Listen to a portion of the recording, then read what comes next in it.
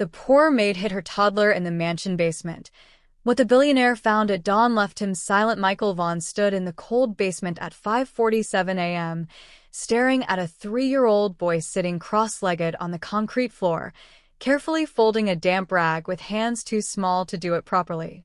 The child looked up at him, eyes wide but not afraid, and whispered, "I'm being good so Mommy can keep working." Michael didn't move. He didn't speak. He just stood there, feeling something inside him crack open that he'd spent years keeping shut.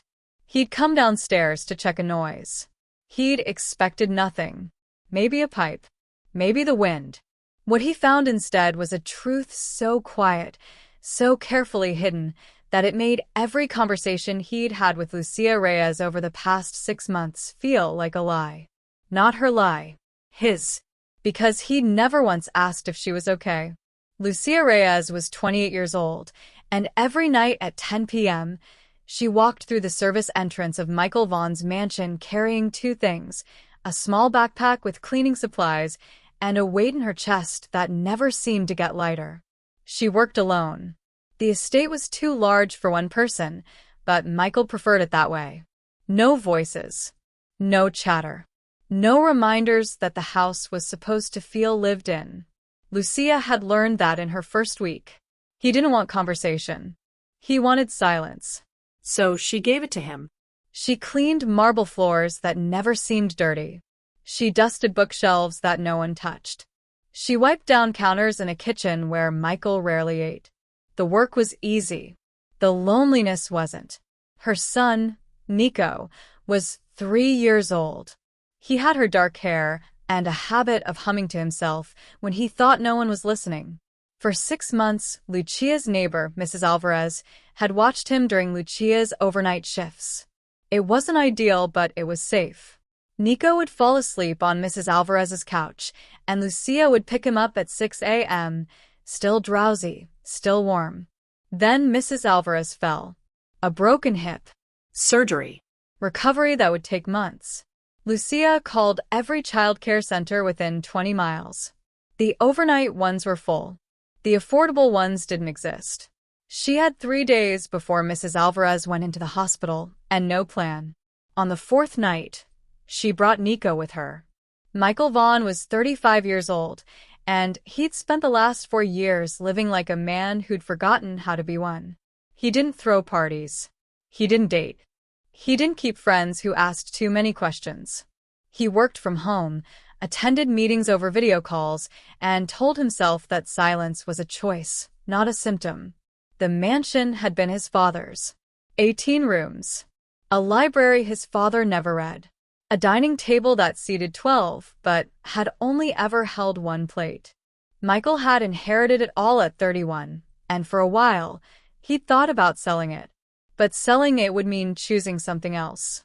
Choosing meant wanting, and wanting meant risk. So he stayed. He worked. He existed. Lucia was efficient. That's what he liked about her. She never asked him how his day was. She never tried to make small talk while he passed her in the hallway. She just cleaned, quietly, and disappeared before he woke up. He didn't know her last name until he'd had to write her first paycheck. He didn't know she had a son until much later. The basement storage room was small, maybe 8 feet by 10.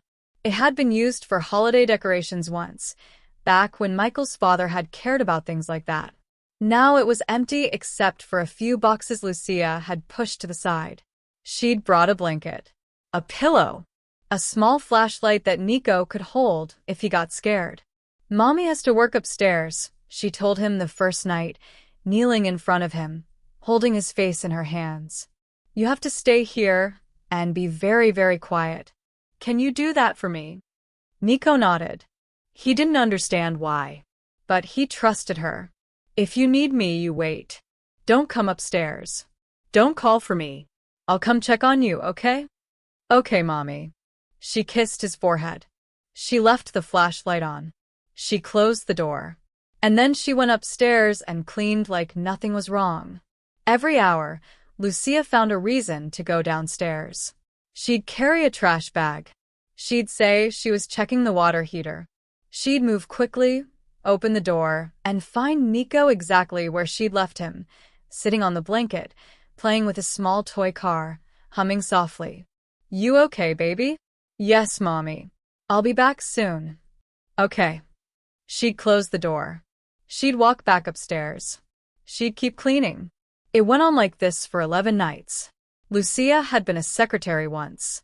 She'd worked in a law firm downtown answering phones, filing paperwork, scheduling depositions. It wasn't glamorous, but it was stable. She'd had health insurance. She'd had a desk with her name on it. Then she'd gotten pregnant. The father, a man she'd dated for 8 months, had left before Nico was born. No fight. No drama. Just a text message that said, "I can't do this." She'd kept working through her pregnancy. She'd gone back after 6 weeks of unpaid leave. But daycare cost more than she made. Her boss didn't like that she had to leave early for doctor's appointments. One day, he told her they were restructuring. She was let go. She'd been cleaning houses ever since. It paid less. It was harder on her body. But the hours were flexible, and she didn't have to explain herself to anyone. Until now. Michael's father had died of a heart attack in this house. Michael had found him in the study, slumped over his desk, still holding a pen. They hadn't been close. His father was a man who measured worth in earnings and saw emotion as inefficiency. Michael had spent his childhood trying to earn a nod of approval that never came. When his father died, Michael inherited everything and felt nothing. Or so he told himself. The truth was harder. The truth was that he'd spent 4 years living in his father's house, working at his father's desk, and wondering if he was turning into the same kind of man. The kind who died alone. The kind no one mourned. He didn't let himself think about it much. Thinking led to feeling. Feeling led to wanting things he'd already lost. It was the 12th night. Lucia was cleaning the second-floor hallway when she heard it, a faint sound from downstairs. A shuffle. A soft thump. Her heart stopped. She dropped the mop and moved toward the staircase, her pulse hammering in her ears. But before she reached it, she heard something else. Footsteps. Michael's footsteps. He was coming out of his office. He was heading toward the main stairs. If he went down to the first floor, he'd be fine. But if he kept going, if he went to the basement, "Mr. Vaughn," she said, her voice too loud, too sudden. He stopped. Turned. Looked at her. Yes. Her mind raced. I thought I heard something outside. Near the east window. It might be a branch. He studied her for a moment, and she felt her hands go cold. But then he nodded. "I'll check it in the morning." "Okay. Thank you." He went back into his office. She waited until the door closed. Then she ran. Nico had knocked over a cup of water she'd left for him. It had spilled across the floor, and he tried to clean it up with the edge of the blanket. When Lucia opened the door, he was sitting in the puddle, his pants wet, his face scrunched up like he was trying not to cry. "I'm sorry, Mommy. I didn't mean to." Lucia knelt beside him, pulled him into her arms, and held him so tightly he made a small sound of surprise. "It's okay, baby. It's okay. I tried to be good. You are good. You're so good." She changed his pants. She dried the floor. She gave him a granola bar and watched him eat it in small, careful bites. "Mommy?" "Yeah." "Why do I have to stay down here?" She didn't have an answer that wouldn't break her. So she just kissed his hair and said, "Because Mommy needs to work. But I'm always close by, okay? I'm always right upstairs." "Okay." On the 14th night, Lucia made a mistake. She was cleaning the kitchen, scrubbing the counter with the kind of focus that came from not wanting to think. She didn't hear Michael come in. She didn't realize he was standing in the doorway until he spoke. "You've been here a long time tonight." She turned, startled. Yes. I'm almost finished." He didn't leave. He just stood there, watching her in that quiet, unreadable way he had. "You seem tired," he said. "I'm fine. You're always fine." It wasn't a question. It was an observation. And for some reason, it made her throat tighten. "Is there something you need, Mr. Vaughn?" He hesitated. For just a second, she thought he might say something real. But then he shook his head. No. "Good night, Lucia." "Good night." He left. She exhaled. And then, from somewhere below them, came the faintest sound. A child's cough. Lucia's entire body went rigid. She looked at the door Michael had just walked through. He was already halfway down the hall. He hadn't heard it. But what if he came back? Michael couldn't sleep. It wasn't unusual. He often lay awake until 3 or 4 a.m., staring at the ceiling, letting his mind run through spreadsheets and emails and things that didn't matter. But tonight, something felt different. At 5:47 a.m., he got up. He pulled on a sweater. He walked downstairs. He wasn't sure why he went to the basement. Maybe it was the sound he'd heard earlier that week.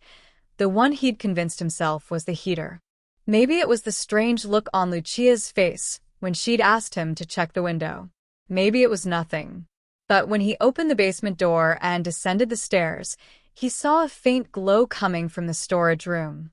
He walked toward it. Slowly. He opened the door. And there, sitting on a blanket in the middle of the cold concrete floor, was a little boy. Nico looked up at him. His eyes were wide, but he didn't scream. He didn't run. He just sat there, holding a damp rag in his small hands, folding it carefully, the way a child might fold something they thought was important. Michael didn't move. Nico whispered, "I'm being good so Mommy can keep working." And in that moment, Michael Vaughn, who had spent 4 years avoiding feeling anything real, felt everything at once. Lucia was upstairs when she heard footsteps. Heavy. Purposeful. She turned, and there he was, Michael Vaughn, standing at the top of the basement stairs, holding Nico in his arms. Her son was wrapped in the blanket, his head resting on Michael's shoulder, half asleep. Michael's face was unreadable. "Mr. Vaughn. How long?" His voice was quiet. Too quiet. She couldn't speak. "How long has he been down there, Lucia?" 2 weeks. Her voice cracked. "I didn't have a choice. I couldn't lose this job. I couldn't." "Stop."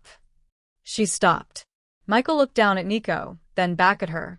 "You thought I'd fire you?" "Yes." "You thought I'd throw you out if I knew?" "Yes." He was silent for a long moment. Then he said, "Where's his father?" "Gone." "Family?" "None that can help." "Childcare?" "I can't afford it." Michael nodded slowly. Then he walked past her, carrying Nico toward the stairs. "Mr. Vaughn, please. Follow me." He led her to the 3rd floor, to a room she'd cleaned 100 times but had always been empty. He pushed the door open with his shoulder and walked inside. It was a bedroom, smaller than the others, but warm. There was a bed, a window that faced east. Morning light was just starting to come through. Michael laid Nico down on the bed. The boy stirred, mumbled something, and curled into the pillow. Michael stepped back. He looked at Lucia. "He sleeps here from now on." Lucia's eyes filled with tears. "I can't. You're not asking. I'm telling you. I can't pay for. I'm not charging you." She stared at him, unable to understand what was happening. Michael's voice softened. "You've been cleaning this house for 6 months. You've never asked me for anything. You've never been late. You've never complained. And the whole time, you've been raising a child alone, working overnight, and hiding him in a basement because you were afraid I'd punish you for needing help." He paused. "I don't want to be the kind of man you have to hide from." Lucia's hands were shaking. "Why are you doing this?"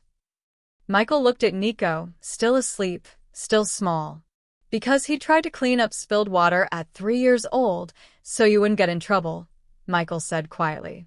"Because he's a child, and he shouldn't have to protect you. That's my job now." The next week, Michael hired a nanny. Her name was Rose. She was 62, kind, and had raised 4 children of her own. She came every evening at 9 p.m. and stayed until 7 a.m. Nico loved her. Lucia's shifts didn't change, but everything else did. She no longer worked in silence. She no longer felt invisible. Michael started leaving the kitchen light on for her. He started saying good morning when their schedules overlapped.